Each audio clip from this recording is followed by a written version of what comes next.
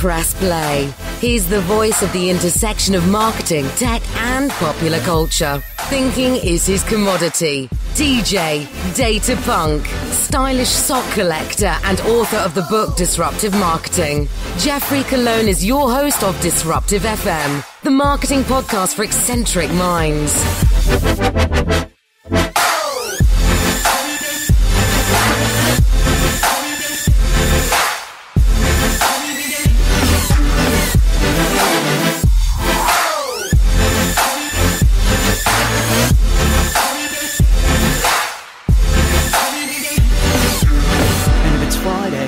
Another episode of Disruptive FM, the marketing podcast for eccentric minds. I'm your host, Jeffrey Cologne, broadcasting live from Microsoft in Redmond, Washington. On this week's episode, we're going to talk about chaos and innovation, how we should be thinking about innovation strategy as marketers.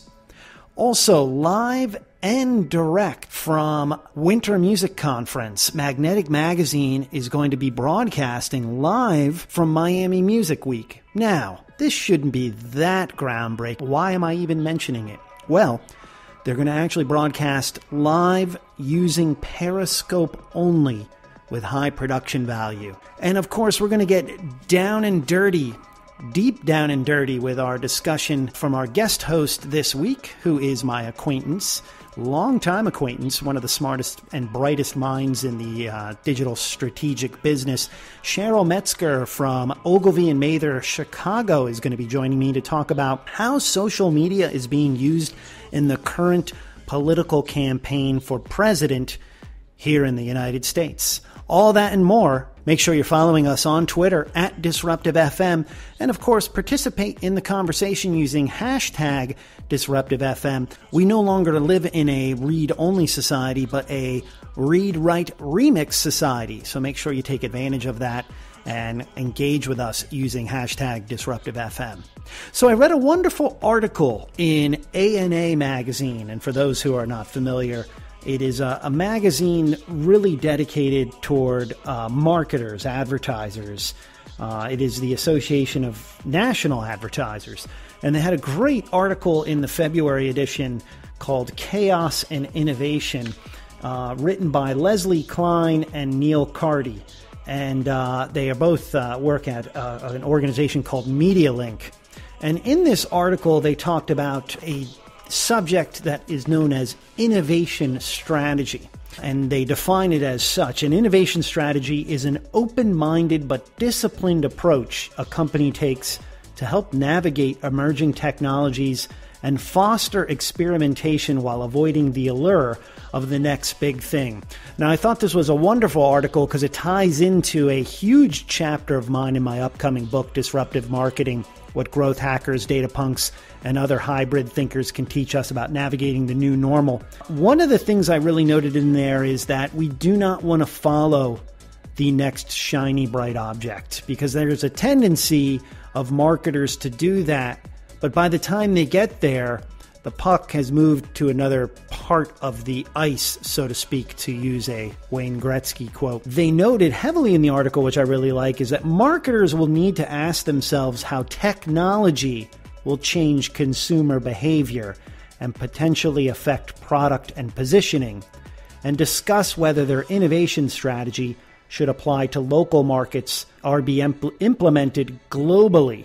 So I really enjoyed this article. I thought it was really wonderful. I actually posted on my Twitter feed and my LinkedIn feed for those who are interested in reading it. It is very interesting in that they tie in how important it is to note the culture of the consumer you are trying to reach, and that you can actually tap into the culture of the consumer you're trying to reach if you yourself as an organization have a culture that mirrors that consumer.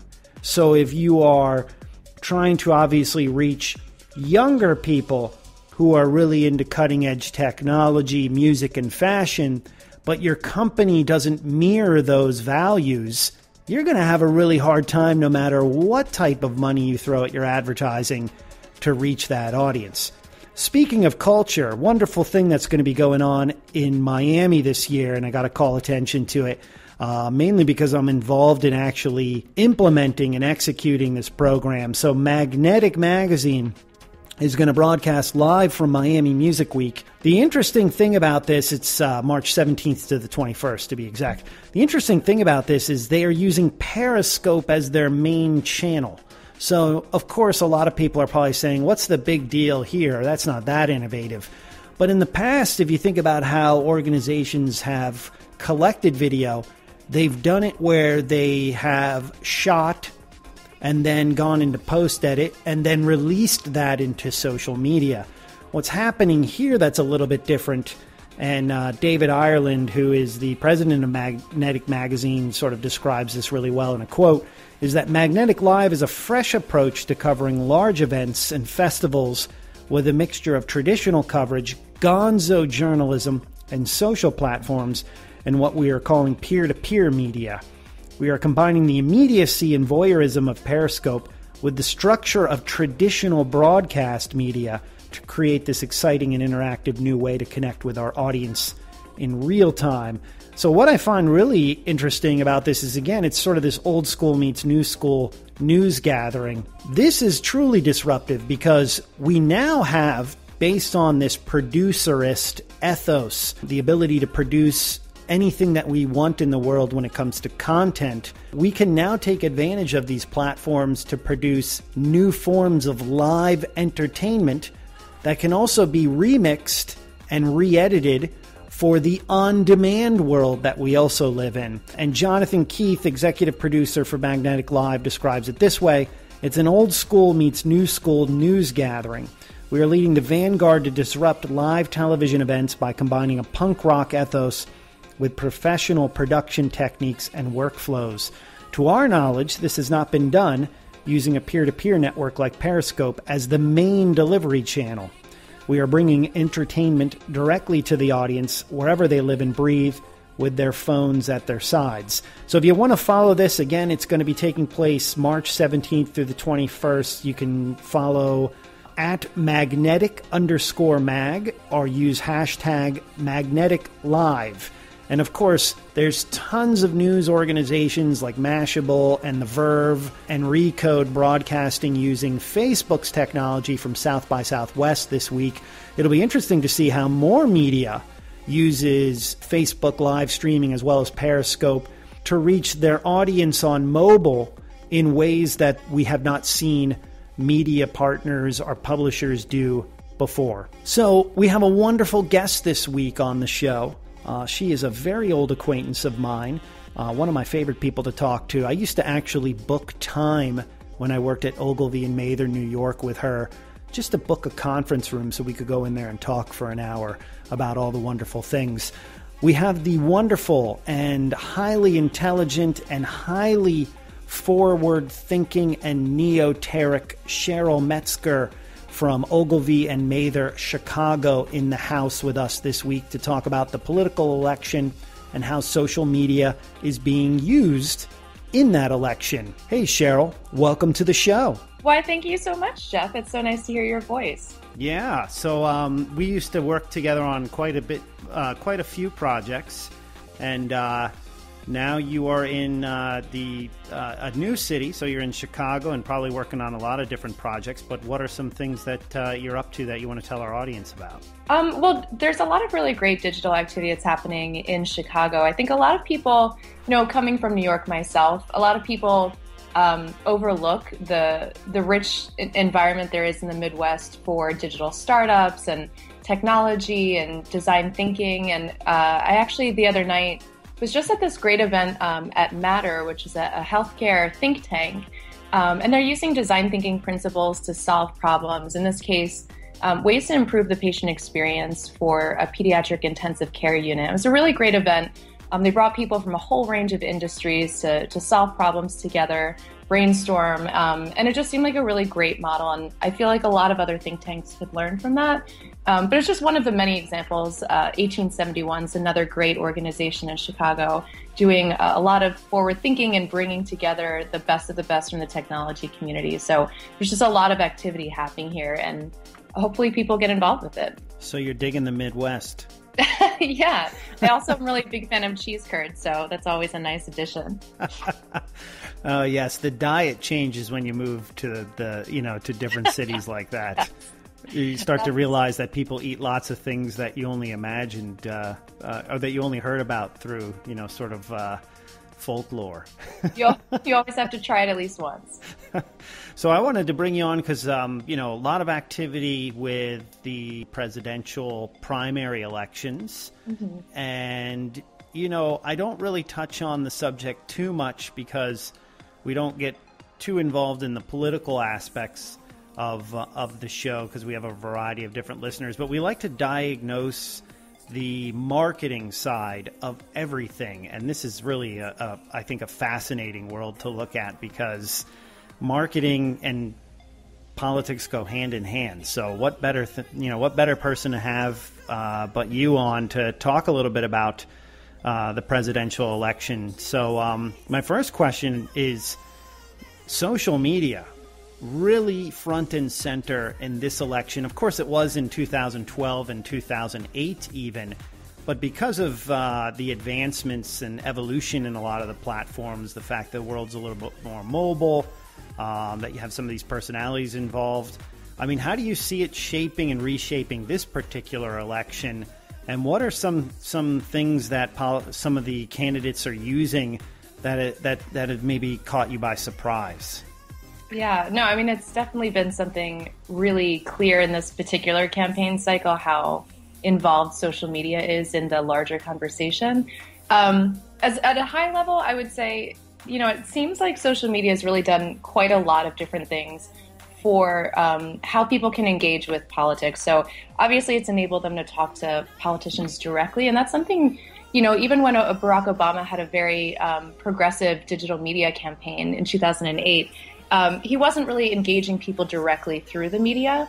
And this is something we're seeing totally differently in this campaign. So that's the first thing, is people have direct access to their politicians. And not only that, politicians, especially Donald Trump, are engaging in dialogue directly with their, I would say, their fans. It's not even just their voters. They're also retweeting them, which I think is really interesting because that's a way of really empowering people and making them feel like they're much more a part of the campaign than simply a passive observer. So I think it's empowered people. It's given access to the politicians. It's also made them feel much more intimately involved in the campaigns. But of course, the larger issue the larger opportunity that I see with social media right now is in the grassroots efforts of different voters. So you see for instance, the hashtag movement around Feel the Burn and hashtag around Never Trump. And it's really interesting to see those two movements. And I think movement is the right term because they started in social conversation. But what they do is show momentum behind an idea or momentum behind a candidate. And as people start seeing that throughout their feeds, it does start converting. It does start sparking conversation. So it's doing a lot of the work that traditional grassroots used to do. You don't have to go and talk to your neighbor. You don't have to canvass with pamphlets. You can go on social media and you're hearing what your neighbors are saying, and you're seeing messages which are akin to pamphlets everywhere you're looking. So it really has enabled grassroots politics like never before. And the last thought that there are a couple of other thoughts that come to mind. I don't want to dominate, but two other things I'll throw out at you. One, I think there's an emergence of what I would call micro topics, where, when you watch a debate, you hear speech, you read an article, there are words, themes, phrases that people hook onto.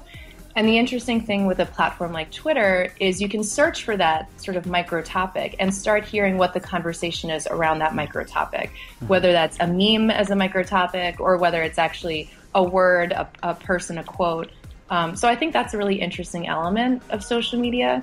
And the other last sort of thought that I've been having around it is the behaviors that people have on social media are now becoming the larger behaviors of the campaign. So we see behaviors like trolling, which, really started in social media, and this idea of tweet length ideas. So people are much more used to a very shallow statement instead of having to dive in depth, that sort of long form, explanation of policy. People are now more used to hearing just like a pithy 140 character statement of policy. And I would also say that hunger for viral moments, viral moments start online, but the media now is very much seeking to sort of spark those moments and find those moments. And candidates themselves are hyper aware of the need to be viral in some of those ways. So I think that's really fascinating to see how social behavior is now becoming the larger behavior. So, the interesting question there is, there was a Republican primary, or I should say a debate last night, and the big thing in that particular debate is it almost turned into, practically, it was just a lot of shouting once again, which we've seen quite a bit of, in I think in this particular election. And then, of course, that ends up all over social media quickly, and I think candidates are probably quick to sort of use that for their leverage. I mean, do you see at the end of the day, as this extends all the way to November for the general election, do you see just more and more money and infrastructure put into social than maybe we've seen in the past? And then also from that, is that maybe a lesson for some other companies who, you still talk to them and they barely put any, emphasis whatsoever into this, ecosystem? Yeah. Well, it's a great question because I feel like it taps into the heart of a challenge that a lot of brands have. And the thought is, oh, well, can't we just pay on social and that will get us the attention that we want? And I think that's where there's a key element that a lot of brands miss. And it's that you can't pay for attention in the same way that you can through regular media. You have to have something to say that sparks interest. In the case of politics, it's often something provocative. But you have to have something that makes people get excited or want to respond to. It has to provoke some sort of emotion. It has to be relevant, insightful, shocking, fascinating. It has to have something that that organically would start conversation. Otherwise, you're basically just plastering banners in a social space. So I think you might see campaigns putting more strategy and effort into social in the future. But as you can see, like all the candidates have a presence on social media, but they're not all as effective or as beloved on social media. So it really matters how you use it, not just that you use it or that you invest paid dollars in it. So I think candidates in the future really need to think about using it as a means to access their voters and to really have more direct conversations with them. I do think the fact that it humanizes a candidate is really important. I think it also should be looked at in the future for more grassroots efforts. The old, robocalling and sending out direct mail, that's great for traditional voters. But as more and more millennials, become active voters, social media is a much better place to launch some of those grassroots efforts. I also think social media is a really interesting area when it comes to search, which is a little bit of a side conversation. But that's another area where I think brands can learn, because a lot of brands think that search volume means interest in buying a product. Yep. And in fact, search volume, I think, is better characterized as curiosity. Yep. So you see a lot of people, especially with politics, searching for candidates. It doesn't mean that the volume of search around a candidate is preference or is expressing favorability. It's just showing that they're curious about something that's being said around that candidate. But I do think search actually is interesting, again, for brands when you start looking at what questions people ask about a topic. That's something I think that's really rich for them to look into in the future, is learning what people want to know about your brand, your candidate, your topic. There have been some hilarious ones with Google Trends. I remember with Kasich not too long ago, the top trending question for him was, who is John Kasich? So yeah, you can learn a lot. But anyhow, coming back to paid, I think it can be effective, but it's better to really think about how the medium is used and then use it effectively that way to start conversations the right way. So you mentioned strategy, which of course is a fun thing to talk about because that's what you and I do for a living in this sort of persuasion economy. What is the strategy for Donald Trump, or is there even a strategy? I mean, it just seems like he's, the other day he released a health plan out of nowhere. I mean, at any given time, it almost reminds me of the old quote from the Howard Stern Private Parts book or movie, for those who may have seen it, where there's a person analyzing information on who listens to Howard Stern and who doesn't.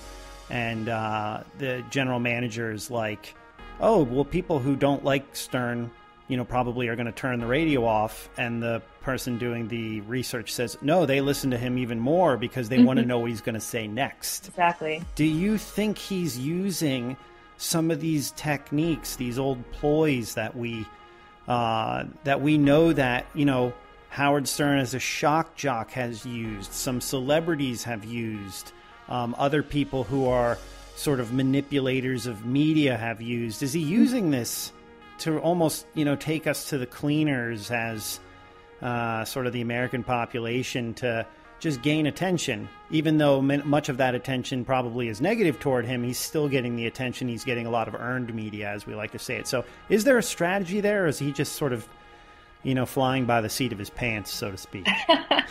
Well, he's really the oxymoron par excellence, emphasis wherever you want on the compound oxymoron. But I think his strategy is to not have a strategy. And I think that that's strategically brilliant. And the reason I would say that is, I mean that he's both strategic and also wildly not strategic in his approach. The not strategic part, and he's very proud of this, is his unpredictability. Mm-hmm. And I think that is being unpredictable is critical for earned media, depending on what type of product, person, brand you are. But it makes people want to find out what you're going to do next. And I think by virtue of his unpredictability, that gets him a lot of earned media, because once you've done one thing that no one expected, the next time you have a press conference or you announce something is coming, people have no idea what that could be. And so they're all desperate to find out what that is. But part of that is the strategy, which is how he manipulates the media, the way you just said. I think that's quite brilliant. And it actually goes back to, he's been doing this for a very long time. So I actually read an article the other day where he apparently used to call up tabloids and seed stories about himself in the tabloids. And he did that not just because he's an egomaniac, as some might say, but because there were negative stories about his businesses and his divorces in the news, and he wanted to counteract that with other media. So he's been doing that in the analog form for a very long time. I do think he's strategic in knowing how to provoke the media, and knowing the strategy is really, I think, how he has disrupted the system by calling into radio programs, calling into TV programs, setting up press conferences without explaining what they're for. Those are brilliant moves to seed his opinion and to capture attention without having to pay for it. And I also think the thing that he's been very strategic about is crafting his brand. So that's something that he has that is hugely in his favor compared to any typical politician like a Cruz or Rubio, who have been coming on the scene perhaps among conservative circles, but among the larger national audience, people didn't know them. Trump has 30 plus years of building a brand. I saw one focus group where one of the participants was saying, ever since I was a kid, all I knew when I heard the word Trump is that it meant success. Yeah. And so with he's really a perfect example of a brand. He has color scheme people associate with him in gold. They know the word, they know the associated terms. He dominates media. He's really built a association with his name, a shorthand. So I think that's been a big part of his strategy, is being unpredictable, having a strong brand that he's consistent with, using, press conferences and disrupting the model for media by calling in and inserting his opinion, which, by the way, he's been doing also for at least a decade, longer than that probably, weighing in on topics he really had no business weighing in on, but he's built that outspoken personality that people are just sort of can't wait to hear what absurd thing he's going to say next. And you bring up the branding point. I mean, yeah, I think he has understood branding for like a very long time. I mean, when I look at everything that he's doing, it's like, wow, he has this down almost to a science, even though it doesn't feel like it's all planned. It almost feels organic in some respects. And I even look for the news of what he's going to do, and I'll note that I would never vote for someone like him. But I mean, I just think it's fascinating that he's been able to sort of manipulate this. My other question in regard to what else he's done there is his use of Twitter.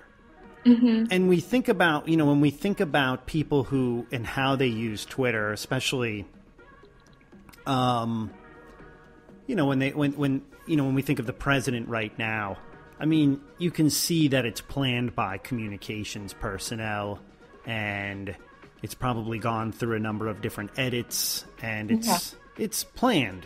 I mean, but Trump, it's not planned at all. It's him. It's him. Unless it's a person who can make it sound like it's in his voice. I mean, because there's many times he's off the chain, just sort of, you're wondering what he's tweeting. But let's just say this does happen, and we have a Berlusconi moment. Let's say he is elected president. Let's say that it doesn't. Yeah, let's say he is elected president. I mean, are we just going to have a person who's going to tweet, from the Oval Office and do all these other things that the general population might have to get used to? What's in store, I think, as the rest of this primary rolls on? Is it going to get even more intense, especially if he begins to pull out more in front of the other candidates? Yeah. Well, it's interesting specifically thinking about him on Twitter, right? Because he's really demonstrated his prowess on Twitter. And I think that's because, sort of to the point I was making earlier, he knows how to use the platform the way the platform is used by regular people. So he's not using it like a place to make a press release. He's not using it to distribute a nicely polished communique from the White House. He is just shooting from the cuff. And I think there are three things that are like critical to engaging on Twitter that he does. So first, he directly interacts with people. He's responding to conversation. He's retweeting people. He is in the heart of the conversation. I also think it's a medium that is intended to be impulsive. It's something where it's all about real time and responding right away. And he clearly responds right away. It's not something that there's been a lot of, like you were saying, where you have a lot of people sort of engineering a statement. It reflects the impulsiveness of the platform. And it's also unfiltered. Social media is not the place to have a polished message. It's something where you're supposed to show your vulnerability. You're supposed to show your humanity. You're supposed to show your feelings. And so he does that. And that unfilteredness, I think, makes him very appealing to some people. It makes him very human. It also makes him very vulnerable when it comes to becoming a politician. Because to my point earlier about how social media behaviors are now becoming a part of the larger behavior, I'm not sure that it can go all the way to the presidency. So, being impulsive, being unfiltered, even having direct access to people and speaking your mind, that has led him to a lot of very egregious missteps. As we go along, they are constantly more egregious. But with his issue with the KKK last week, retweeting white supremacists, not realizing that he should disavow the KKK more obviously, the insults that he launches at people, the way he reveals his flip-flopping behavior where people can recall past tweets and show that he has contradicted himself on pretty much every topic. There are a lot of ways that unfiltered environment is potentially a huge vulnerability moving forward. And I think that one of the interesting things, at least that I'm looking for, is on the one hand, his disruptive appeal it's appealing because it's taking away everything about the establishment, about those manicured messages that people are tired of, the political correctness. But now people are starting to realize why those frameworks were in place to begin with. So why are messages so controlled? Why is everything so poured over and thoughtful and restrained when it comes to politics? Because words have really big consequences. Yep. And I think that's something that social media makes actually very dangerous, that people can exchange words on social media with no repercussions. But when you have a political platform or a political office, words are incredibly powerful. So when he, foments anger between one group or another, people around the world are hearing that. And that incites anger in groups that maybe we don't want to incite further anger in. And that can break alliances, and that can make our partners around the world start thinking that America is not the country that they thought it was. And anyhow, it just shows that the sort of impulsiveness of social media does not have a one-to-one correlation with how you can act in political office. And whether he learns that sooner or later, or whether America learns that sooner or later, we have yet to see. This is a really insightful conversation. We're going to definitely have to get you back on another future episode to talk about this as the election rolls on, as well as a number of other topics, especially with, I think, how behavior is shaped and changed and evolves as a result of social media. So really excited to have Cheryl Metzger, Director of Strategy at Ogilvy & Mather in Chicago. My final question to you is, what can we as individuals, or businesses or brands, whatever shape and size we might be, what can we take away from all of this? What can we learn from how politics markets itself, how politicians market themselves? Or is there anything we can learn, or I should say, is there anything we shouldn't learn from some of the activity that's been going on? Yeah. What's a big takeaway that we should, that we can leave with listeners of the show? Well, I think there are two things. I think there is a need for transparency from everyone. Everyone finds it refreshing when a brand admits that it made a mistake, or when a brand shows a bit of vulnerability or humanity. Social media is a great place for brands to be more honest with themselves and with the people who buy from them and work with them. So I think emphasizing your humanity is really a great thing to focus on social media. And I also think it's finding the right balance between that transparency that a lot of brands have stayed far away from, and making sure that you do put some thought into your message, because your message is powerful. It can be used against you. It can't be flippant. It can't be hurtful. So I think on the one hand, while you do need to open up to be more transparent, you need people behind that who really know how to communicate strategically, and who, we've seen in the past brands who try and get into social conversation with really sloppy newsjacking, or sloppy tweet here or there, and it really doesn't help them. So they need to be smart about how they engage, but I do think it's worthwhile for them to think about using these platforms not just as a place to push out a brand message, but to actually reveal themselves more, to strip away some of the artifice. I think people would really respond well to that. But right now, a lot of brands just use these platforms to advertise. And that's just a complete misunderstanding of how the platform should be used. So how do our listeners get in touch with you to speak some more, converse more with you? Where are you on Twitter? What's your handle name? Well, I'm at The Real Cheryl M, but I would also encourage listeners to find me on LinkedIn, Cheryl Metzger in Chicago. So I definitely look forward to answering anyone's questions or chatting about Twitter, and certainly look forward to talking to you some more, Jeff. Awesome. Glad to have you on the podcast. I've been wanting to do this forever. Great acquaintance of mine, one of the smartest thinkers out there, I think, in the world of digital strategy. Too kind. So thanks for being on, Cheryl, and we'll definitely hear from you in the future. Thanks a lot. You've been listening to an episode of Disruptive FM, the marketing podcast for eccentric minds. Remember to subscribe to the show on iTunes. Purchase a copy of Jeffrey's latest book, Disruptive Marketing, on Kindle, hardcover and audio. Signing off from the city of Seattle. Press pause.